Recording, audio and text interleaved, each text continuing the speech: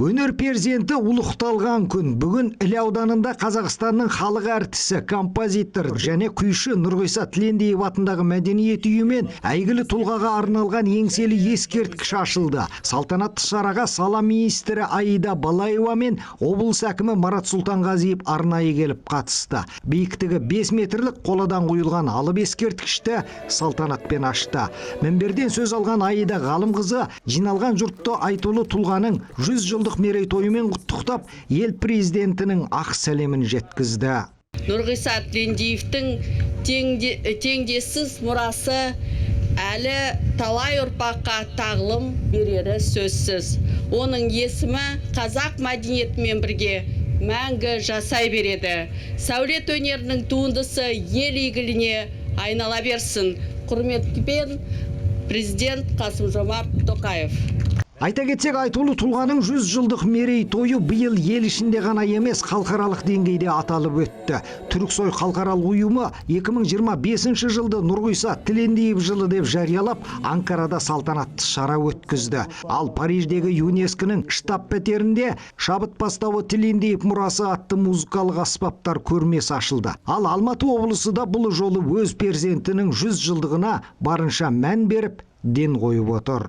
Әйгілі композитордың кіндік қаны тамған ауылында демеушілердің қолдауымен кіреберіс стелласы жаңартылса, келешек мектептері ұлттық бағдарламасы аясында салынып жатқан 1200 орындық жаңа мектеп жыл соңына дейін пайдалануға берілмек. Сондай-ақ Жамбыл ауданындағы Нұрғиса Тілендиевтің ескерткіш зираты толық реставрациядан өтіп, елімізге белгілі музыка зерттеушілерінің бірі еңбектері біріктіріліп, композитор туралы қазақ музыкасының аңыз адамы атты құнды ғылыми танымдық кітап жарық көрді. Бүгінгі атап отырған ауқымды шара осы бастамалардың түйіні. Мұның барлығы ұлт руханиятына деген зор қамқорлық пен жүйелі жұмыстарының нақты нәтижесі. Келесі кезекте құрметті қонақтар Іле ауданы тұрғындары көптен күткен мәдениет үйінің салтанатты ашылу рәсіміне қатысты. Айта кетсек, Іле облыста экономикалық қуаты ең мығым іргелі өңір болғанмен, осыған дейін аудан орталығында мәдениет үйі мүлде болмады. Өңір өнерпаздары тегіс Байкент ауылындағы мәдениет ошағын жағалап жүрді.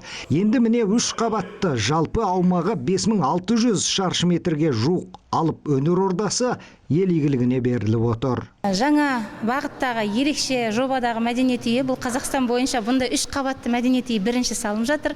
Аумағы 5588,9 шаршы метрді қамтиды. Орталықтан жаңадан ғимаратымыз ашылған соң, ол Байкент ауылындағы орналасқан мәдениет үйімізден бөлек, осы орталықтан балалар жинаймыз, ұжымдарымыздың құрамы өсет деген мақсаттамыз, және өнер үйірмелерінің де саны артады деп барымызды жұмылдыра жұмыс істейміз болашақта. Мен өзі Әлбек Нұрқожа атындағы ансамбльдің әншілерінің бірімін. Біздің ансамбльдің құрылғанына 25 жылдан артық уақыт болды. Енді осыған дейін бізде бұндай мәдениет орталығы болған жоқ. Әр жерлерде дайындық жұмысын жүргізу өте үлкен бір мәселе болған болатын. Сол мәселеміздің шешілгеніне мен өте қуаныштымын.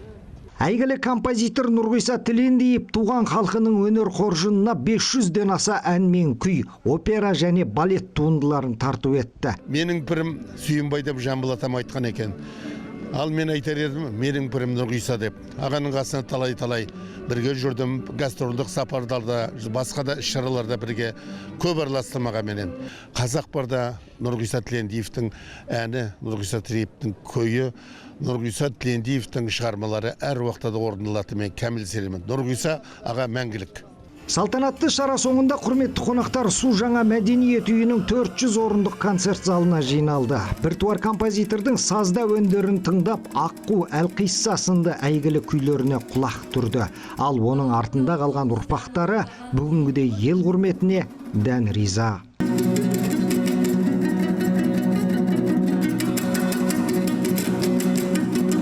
Біздің отбасымыз үшін ғана емес, бүкіл халық үшін өте керемет бақыт.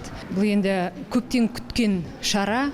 Осы памятникті жасағаннан бастап барып көріп, көңіліміз орнына түсіп, бүгін енді керемет шара ашылу болып жатыр.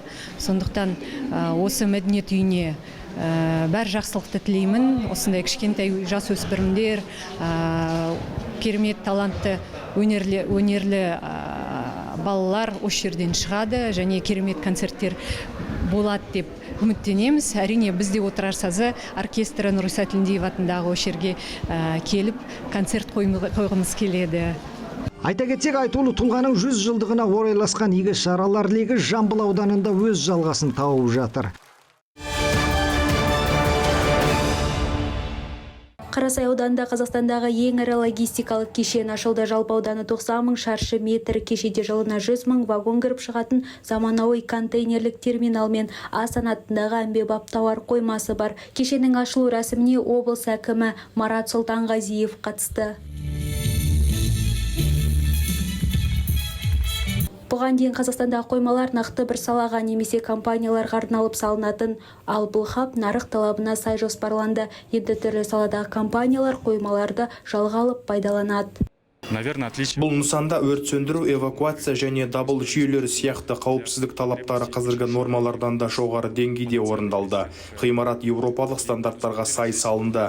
Қаптама сапасы мен құрылыс материалдарына қойылған талап қатаң болды. Себебі біз неміс және америкалық стандарттарды негізге алдық. Әзірге қолданысқа берілген ғимарат аудан 64 000 шаршы метрді құрап отыр. Қазірдің өзінде кешенге ресейлік компания орналаса бастады. Бұл жерде жалпы 70 миллиардқа жуық инвестиция тартылды. Жалпы ауданның әлеуетін өсіруге үлкен ықпал тигізіп отырған үлкен компания. Бұл тек қана Қазақстан емес, бұл басқа елдермен де, көршілес елдермен үлкен жұмысын жасайтын үлкен ірі компаниялардың бірі болып есептеледі. Логистикалық кешенге 600 000 адам жұмыспен қамтылады. Нысан толық іске қосылғанда жергілікті бюджетке 5 миллиард теңгеге дейін салық түседі деп көзделіп отыр.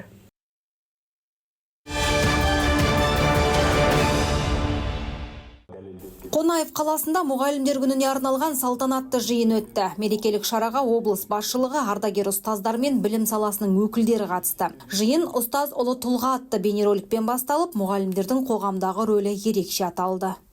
Сіздерді кәсіби мерекелеріңізбен шын жүректен құттықтаймын.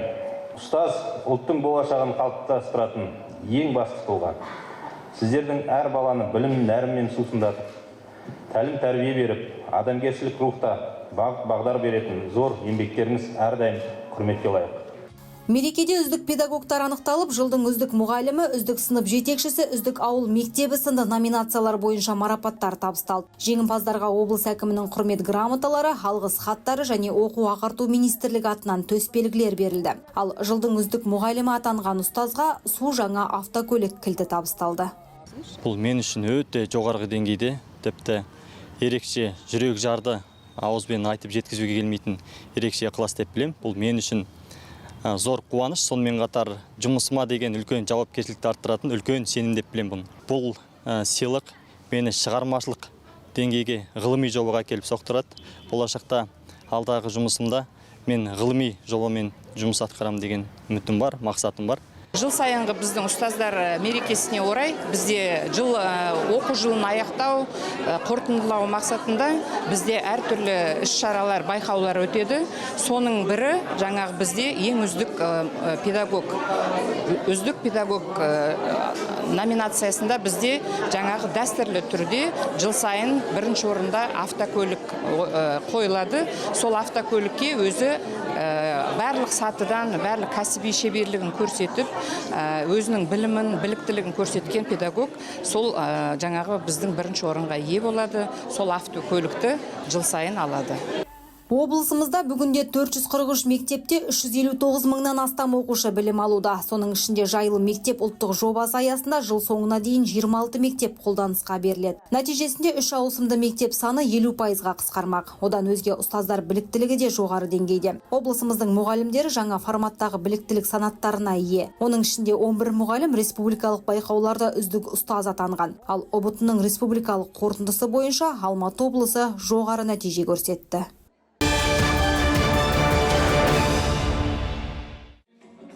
Алматы облысы Жамбыл ауданында республикалық жыр алыбы Жамбыл атты оқушылар айтысы өтті. Доданы Дарын республикалық ғылыми практикалық орталығы мен Алматы облысының білім басқармасы ұйымдастырды. Айтыста еліміздің түкпір-түкпірінен келген 34 оқушы бақ сынады. Байқаудың алғашқы күні тақырыптық айтысқа арналса, екінші күні қайым айтысы өткізілді.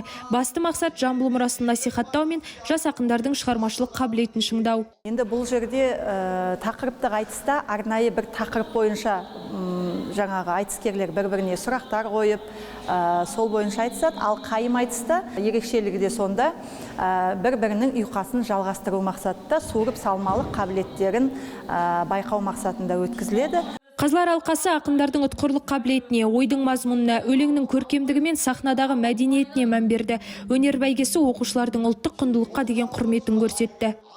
Мені қуантатыны, осындай ғасырда, компьютерлік технология дамыған ғасырда, осындай жас өрендердің домбыра ұстап, айтысқа келуі, осының өзі ар жағында үлкен тәрбие жатыр, үлкен еңбек жатыр. Оның ар жағында қаннан келген қасиет, ортасы және ұстаздарының еңбегі, тәлімгерлердің еңбегі жатыр. Және бұлардың барлығы кітап оқиды деген сөз. Және бұрынғы айтыстарды көреді деген сөз. Тақырыптық айтыстың бас жүлдесін Жамбыл ауданы, Жамбыл ауылындағы өнер мектебі мен Қарғалы нөмір 3 орта мектебінің 11 сынып оқушысы Ақнұр Зейнолла иеленді.